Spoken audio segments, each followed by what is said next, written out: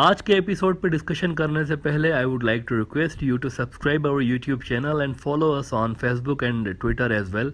इसके अलावा अगर आप हमें सपोर्ट करना चाहते हैं तो that you can do through a Patreon also. Facebook, Twitter और पेट्रियन के जो लिंक्स हैं वो इस वीडियो की डिस्क्रिप्शन में आपको मिल जाएंगी। इसके अलावा इस चैनल के अबाउट सेक्शन में भी आपको इन तीनों वेबसाइट्स की लिंक्स मिल जाएंगी। मित्रों, मोदी साहब के यूएई पधारने से एक दो रोज़ पहले ही मैंने आपको ब्रॉडर व्यू में बताया था कि ये जा रहे हैं। इनका विजिट असल में अरेंज करवाया गया है इंडियन डिप्लोमेट्स की जानिब से। ये कहकर यूएई से उन्होंने ये मीटिंग अरेंज कराई है कि मोदी साहब साबिका जो यूएई के सदर थे शेख खलीफा मरहूम, इनके इंतकाल पे अफसोस करने के लिए आना चाह रहे हैं। लेकिन असल में जो मकसद था इंडियन डिप्लोमेट्स का वो इस इम्प्रेशन को डाइल्यूट करना था कि मोदी के हिंदुत्व वाली पॉलिसीज़ की वजह से इंडिया मुस्लिम वर्ल्ड में ख़ास तौर पर और दुनिया में उनका जो सेक्युलरिज्म वाला इमेज है वो शैटर्ड हो चुका है। इस इम्प्रेशन को डाइल्यूट करने के लिए वो वहाँ पर आ रहे थे। और ख़ास तौर पर ये जो नूपुर शर्मा बीजेपी की स्पोक्स पर्सन है, इनकी जानिब से दिए गए इस्लाम मुखालिफ बयानात के बाद जो अरब वर्ल्ड में गुस्सा था ना, मोदी साहब ये जताने की कोशिश कर रहे थे कि ये गुस्सा ख़त्म हो गया, एवरीथिंग इज़ नॉर्मल। इसीलिए basically he wanted to meet UAE leaders, ये एक इंप्रेशन देने के लिए। अच्छा, अब वहाँ पर हुआ क्या है यूएई में, इस हवाले से कुछ बड़ी परेशान कुन रिपोर्ट्स आ रही हैं इंडिया के लिए। रिपोर्ट्स ये आ रही हैं कि ये जो शॉर्ट मीटिंग थी इसने भी काम नहीं दिखाया। इट वॉज अ टोटल दबरदूस। यूएई गए तो सही, वो इस उम्मीद में गए कि कुछ हमें सहारा मिल जाएगा, कुछ हमारी इमेज बेहतर हो जाएगी अरब वर्ल्ड में, मुस्लिम वर्ल्ड में, अमड ऑल दिस एंगर जो कि अरब वर्ल्ड में नज़र आ रही है नूपुर शर्मा वाली बेवकूफ़ी के बाद। लेकिन ऐसा नहीं हुआ। वहाँ से भी उनको साफ तौर पर सिग्नल ये दिए गए इंडिया को कि ये जो आपकी पॉलिसीज़ है ना, रेड लाइन क्रॉस मत करें, ये हमें काबिल कबूल नहीं है। ये जो आप इस्लाम को बीच में लेकर आ जाते हैं एज अ रिलीजन और उसको आपकी पार्टी के लोग इस तरह से उछाल रहे होते हैं, ये हमें काबिल कबूल नहीं है। इस तरह के सिग्नल इंडिया को दिए गए हैं। अब मोदी की इंडिया वापसी के चंद रोज़ के बाद ही जैसे ही यूएई से वापस आए हैं तो कुछ बड़े इवेंट्स हुए हैं। इंडियन सुप्रीम कोर्ट को एक्टिव किया गया है। इंडियन सुप्रीम कोर्ट एक्टिव हुआ नहीं है, इसको किया गया है। Let me make it very clear. और इस सारी की सारी कंट्रोवर्सी का जिम्मेवार कोर्ट को यूज करते हुए बीजेपी की स्पोक्स पर्सन नूपुर शर्मा को डिक्लेयर करवाया गया है। जो कुछ हुआ है उसमें रूलिंग जमात का कोई कसूर नहीं था, सब कुछ इसने खुद किया है नूपुर शर्मा ने।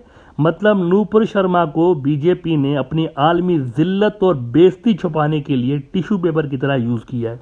आलमी सतह पर और अरब वर्ल्ड को अब मोदी ये जताना चाह रहे हैं कि look, whatever happened I have nothing to do with that, it was all Nupur Sharma's fault. मुझे माफ़ करें, मेरा कुछ भी इसमें नहीं जाता। मैं बड़ा अच्छा बंदा हूँ, इंडिया बड़ा अच्छा है और बीजेपी तो बहुत ही अच्छी है। ये असल में इंडियन कोर्ट को यूज़ करते हुए मैसेज दुनिया को दिया गया है कि जो कुछ हुआ है ना, वो कोर्ट ने वर्ड वहाँ पर यूज़ किया है कि अकेले इन्हीं का हाथ है, सिर्फ नूपुर शर्मा का। ये कोर्ट ने बाकायदा वर्डिक्ट जो दी हुई है ना आज, उसमें कहा है सिर्फ इन्हीं का हाथ है और कोई इसमें इन्वॉल्व नहीं है। सारा का सारा इसके ऊपर डाल दिया गया है। मिसाल के तौर पर आप ये ज़रा Indian news outlet the Print देखें। ये लिख रहे हैं कि you are single handedly responsible, apologize, Supreme Court slams Nupur Sharma for prophet remarks, top court refuses to entertain the suspended BJP spokesperson request to club all FIR in Delhi, calling her arrogant for bypassing similar courts.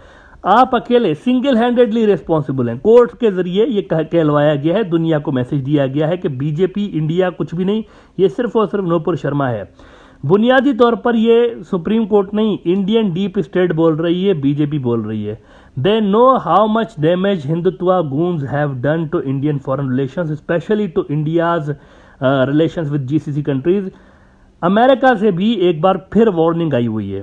मिसाल के तौर पर Hindustan times देख लें, उन्होंने आज report किया है कि the US ambassador at large for international religious freedom Rashad Hussain warned that an early warning project ranked risk of mass killings in India as the second highest in the world. बड़े पैमाने पे इंडिया की जो society ऐसी बन गई है कि बड़े पैमाने पे कत्लो गारतगरी का ख़तरा है इंडिया के अंदर। इस तरह के हालात पैदा हो चुके हैं। इसको इंडियन डीप स्टेट कंट्रोल करने के और मामले को शांत करने की अटैम्प्ट कर रही है इस वक्त। कोर्ट की सारी कुछ जो भी देख रहे हैं ना, ये सारा उसी ड्रामे का बड़े प्रोजेक्ट का हिस्सा है। जहां तक इंडियन जुडिशरी की बात है तो देखें, ज़्यादा दूर मत जाएं।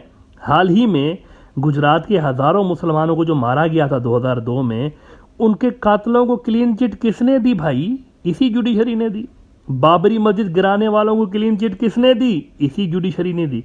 क्या आसमान से एलियंस आकर ये दोनों काम करके गए थे? गुजरात में क्या एलियंस ने बंदे मारे? किसी ने तो मारे ना इंडिया में। क्या बाबरी मस्जिद एलियंस ने गिराई? किसने गिराई थी? जिसने भी गिराई थी, इंडियन कोर्ट्स ने उनको क्लीन चिट दी कि नहीं दी? सजा नहीं हुई, किसी किस्म की सजा नहीं हुई। अगर सजा नहीं होती ना, जब गुंडे बदमाशों को अदालतें सजा नहीं देती ना, सिस्टम उनका समर्थक बन जाता है ना, उनको एज अ हीरो पोर्ट्रे किया जाता है ना सियासी जलसों में, तो पब्लिक फिर सड़कों पे आकर इसी तरह से फैसले करती है जिस तरह उदयपुर में हुआ है। फिर पब्लिक का भरोसा उठ जाता है कानून के ऊपर, और वो मुल्क मतलब जाता ही जाता है सिविल वॉर की तरफ। लोगों को पता होता है यार कोर्ट कुछ भी नहीं करेगा, कोर्ट तो मिला हुआ है। ये एक इंप्रेशन बन गया मुल्क के अंदर, इंडिया के अंदर, कि कोर्ट तो कुछ कर ही नहीं रहा, हर कोर्ट का डिसीजन आ रहा है आरएसएस और बीजेपी के फेवर में। तो फिर लोग खुद ही कानून को हाथ में ले रहे होते हैं। जुडिशल सिस्टम खुद कंप्रोमाइज्ड है, ये एक इमेज बन गया इंडिया के अंदर। और अब ये जो फैसले आ रहे हैं ना इस तरह के, जो कि आज इंडियन सुप्रीम कोर्ट ने कहा है, ये इसीलिए फैसले आ रहे हैं क्योंकि इंडिया को असल में बाहर से शदीद दबाव का सामना है मुख्तलिफ मुल्कों की जानिब से कि आपके साथ हम इन हालात में नहीं चल सकते। कांग्रेस वालों ने अलग से बीजेपी को आड़े हाथों लिया हुआ है। हिंदुस्तान टाइम्स कह रहा है कि supreme court remarks on Nupur Sharma should make BJP hang its head in Shem. Congress, शर्म होना इनमें, तो फिर इनका सर जो है ना वो झुक जाएगा बीजेपी वालों को, इन्होंने कहा है कांग्रेस वालों ने। इस तरह के रिमार्क्स बीजेपी के देखें कई छोटे बड़े लीडर, ये जो नूपुर शर्मा ने कहा ना, इनके छोटे बड़े लीडर पहले भी कह चुके हैं, लेकिन कोई एक्शन नहीं लिया गया था। कोर्ट्स चुप थे, पुलिस चुप थी, लिहाजा मामलात निकल गए हाथ से। गली मोहल्ले से बढ़ते बढ़ते बढ़ते ये मामलात इस लेवल पर आ गए कि बीजेपी वाले नेशनल मीडिया पे आके इस तरह की बातें करने लगे, क्योंकि इनको पहले किसी ने नहीं रोका। जब ये गली मोहल्ले में पॉलिटिकल गैदरिंग्स में बातें करते थे तो कोई नहीं रोकता था, फिर ये लोकल टीवी पे आकर बात करते थे, कोई नहीं रोकता था। अब जब इन्होंने देखा कोई रोक ही नहीं रहा, तो नेशनल मीडिया पे भी आके ये बातें करने लगे और दुनिया भर में वो क्लिप्स वायरल हो गई। अब भी मैं आपको बताऊं कि कई इंडियन न्यूज़ आउटलेट्स ऐसे हैं जो कि सुप्रीम कोर्ट को क्रिटिसाइज़ कर रहे हैं कि ये क्या फैसला दिया है। मिसाल के तौर पर ओपी इंडिया एक उनका अच्छा बड़ा न्यूज़ आउटलेट, लेकिन आज जो उन्होंने लिखा है वो मैं खुद हैरान हो गया पढ़ के कि ये क्या लिखा है उन्होंने। वो लिख रहे हैं कि सुप्रीम कोर्ट जजेस and up emboldening Islamist conduct as a witch trial, blaming Nupur Sharma's loose tongue for Hindu man's beheading by Islamic fanatics। इसमें वो कह रहे हैं कि नूपुर शर्मा ने सिर्फ वही कहा है जो कि हदीसों में लिखा हुआ है। किसी इंतहाई जाहिल इंसान ने ये कालम लिखा है, सॉरी टू से दैट, लेकिन किसी इंतहाई जाहिल इंसान ने लिखा है। लेकिन ये जर्नलिज्म से ज़्यादा मुझे हिंदुत्ववादियों की एडवर्टाइजिंग लगी पढ़ के। इस्लाम की किसी हदीस में इस तरह की बातें नहीं लिखी कि बुराक कोई दुनिया का घोड़ा है और वो उड़ता हुआ घोड़ा था तो उसमें चढ़ के, और फिर पैगंबर अलैहिस्सलाम की हयात तैयबा को नूपुर शर्मा ने जिस तरह डिस्क्राइब किया, दुनिया का कोई इस्लामिक स्कॉलर इसको इस तरह से डिस्क्राइब नहीं करता, नहीं समझता इसको सही। मुसलमान अगर इसको सही समझते हैं ना तो दुनिया भर में सड़कों पर नहीं होते। ओपी इंडिया मजीद हैरान कुन बात लिख रहा है कि the Supreme Court of the so called secular democratic country which is supposed to be the conscience of the nation has shockingly chosen to behave like a church figure in a medieval witch trial। अब इसमें church किधर से आ गया बीच में भाई? अभी क्या लिखा है उन्होंने, मुझे तो पढ़ के, ये आर्टिकल आप ज़रूर पढ़िएगा, अजब सा आर्टिकल इन्होंने लिखा हुआ है। पढ़ के समझ में नहीं आ रहा था कि ये किसी आरएसएस के बंदे ने लिखा है या कोई जर्नलिस्ट है वाकई प्रॉपर जिसने ये बातें लिखी हुई हैं। मतलब जिसके मुंह में जो खुराफात आए बकता जाए, लेकिन सुप्रीम कोर्ट अदालतें कंसेंस ऑफ नेशन को देखते हुए चुप रह के तालियां बजाएं ताकि मुल्क अपनी ही माइनॉरिटीज़ के लिए बनाना रिपब्लिक बन जाए। ये तो फिर इस तरह होगा ना कि अगर सुप्रीम कोर्ट चुप रहेगा इस तरह की खुराफात पे तो बनाना रिपब्लिक बन जाएगा मुल्क। ऐसे बेशुमार इदारे लिखे जा चुके हैं मुख्तलिफ न्यूज़ आउटलेट्स में। जब आप एक ख़ास मोड़ पर मुल्क को लेकर आते हैं ना तो वहाँ से वापसी इतना आसान नहीं होती। आपने पक्का नैरेटिव बना दिया मुल्क के अंदर, बहुत बड़ी कम्युनिटी के अंदर, कि ये ऐसे ही लोग हैं, मुसलमान इस तरह से हैं, ये सारे के सारे पैदाइशी आतंकी होते हैं। आप बीच में देखें तो किस तरह की मूवीज़ आई हैं बॉलीवुड में, ये पिल्ले होते हैं, आतंकियों के पिल्ले। इस तरह के डायलॉग्स मुसलमानों के लिए बनाए गए, आतंकियों के पिल्ले, ये दीमक हैं, इनको ख़त्म करना चाहिए। इस तरह के डायलॉग्स मारे गए हैं प्रॉपरली वहाँ पर फिल्मों में और वहाँ के ड्रामों में, वहाँ के हर आप देखें मीडिया का जो भी आप देख लेंगे ना उसमें आपको कहीं ना कहीं पे सिर्फ आपको हिंदुत्व का प्रमोशन ही नज़र आएगा पिछले कई सालों से। जब आप एक ख़ास मोड़ पे मुल्क को लेकर आते हैं ना, तो फिर वहाँ से आइडियोलॉजिकली वापसी इतना आसान नहीं होती। हिंदुत्व का नज़रिया इंडिया को इस लेवल पर लेकर आया है कि अगर माइनॉरिटीज़ के साथ गलत होने पे कोर्ट सिर्फ ये कह रहा है ना कि इस माइनॉरिटी के साथ गलत हुआ है, तो उस पर भी मिर्चें लगना शुरू हो जाती हैं कि ऐसा क्यों कह रहे हैं कि गलत हुआ है। चंद रोज पहले आपको याद होगा कि मैंने आपको अंदर की बात बताई थी कि कबूतर ने मुझे आगे बताया कि गोदी मीडिया को बीजेपी की जानिब से मैसेज गया है कि भाई ऊपर से बाहर के मुल्कों से हमें शदीद दबाव आ रहा है, इसलिए कुछ अरसे के लिए मुसलमानों पर हाथ हल्का रखें और एंटी मुस्लिम एजेंडा को ब्रेक दें कुछ अरसे तक, जब तक हालात बेहतर ना हो। और आइंदा इस किस्म की जो हरकतें हैं ना, उस पर गोदी मीडिया पे बैन लगाना पड़ेगा। और ये मैं आपको बता दूं कि गोदी मीडिया आपको आहिस्ता आहिस्ता ट्रैक पे आता हुआ नजर आएगा।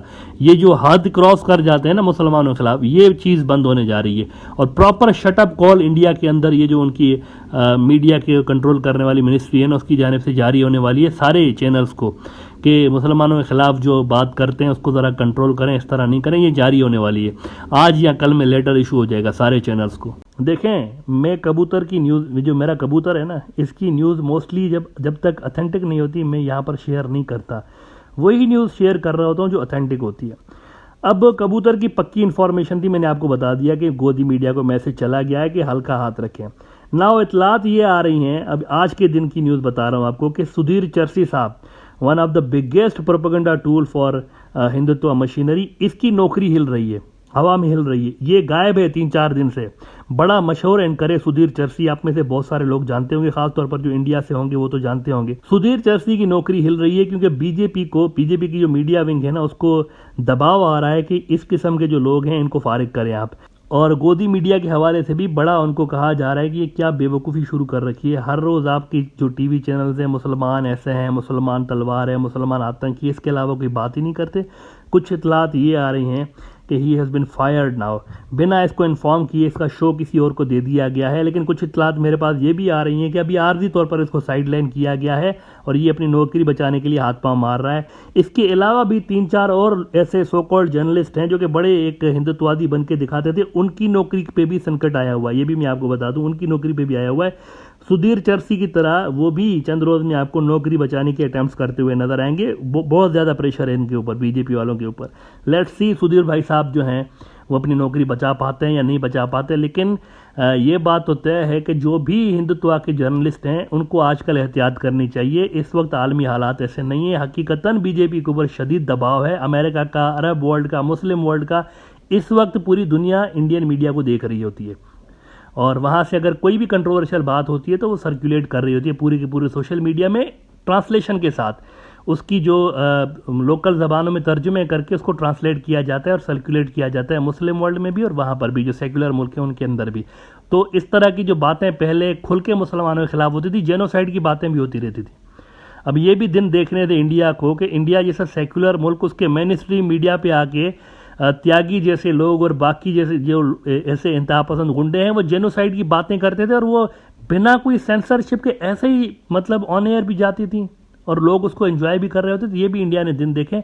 ये चीज़ें फिलहाल रुकने वाली हैं, जो नहीं रोकेगा तो उसको फिर हो सकता है कि सुधीर चौधरी की तरह उसको भी डिफ़िकल्ट सिचुएशन फेस करनी पड़े।